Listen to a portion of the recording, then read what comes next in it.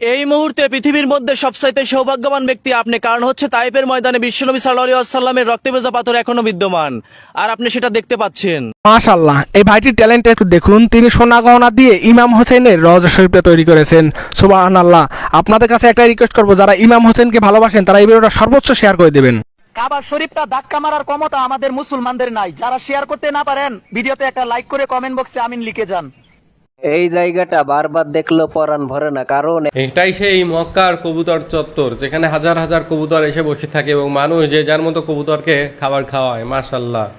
কোরআন শরীফটা একটা শেয়ার করে দেখো, একটু হইলে মনের ভিতর শান্তি আসবে ইনশাল্লাহ।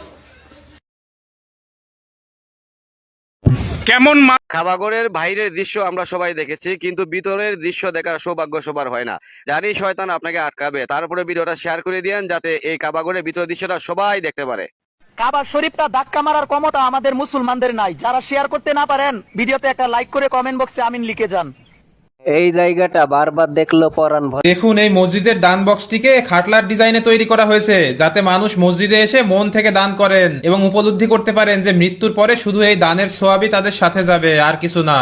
কোরআন শরীফটা একটা শেয়ার করে দেখো, একটু হইলে মনের ভিতর শান্তি আসবে ইনশাল্লাহ। জান্নাত তো আমরা কখনোই দেখি নাই, কিন্তু জান্নাতের যে একটি পাথর আছে যার নাম হাজরে আসওয়াদ, এই হাজরে আসওয়াদের মধ্যে কাবা শরীফের খাদেমেরা চুম্বন করতেছে। আল্লাহ তাআলা তাদের পিছিলা জীবনের সমস্ত গুনাহ মাফ করে দিবেন এর উসিলায়, কিন্তু বন্দার হক মাফ করবে না। তাই আমি বলি কি, বন্দার হক বন্দার কাছ থেকেই মাপ চেয়ে নেন, বাকি আল্লাহর হক আপনি যে কোনো সময় আল্লাহর কাছে তওবা করে মাপ পেয়ে যেতে পারেন। এটা হচ্ছে পৃথিবীর সবচেয়ে দামি পাথর। এই পাথরের চুমু দেওয়ার ভাগ্য সকলের হয় না। হাজী সাহেবরা কাবা শরীফ তাওয়াফ করার পর এই পাথরের চুমু দেওয়ার জন্য অনেক কষ্ট করে। এটা এমন একটা জায়গা যা শুনলে আপনি অবশ্যই শেয়ার করবেন, অবশ্যই কমেন্ট করবেন।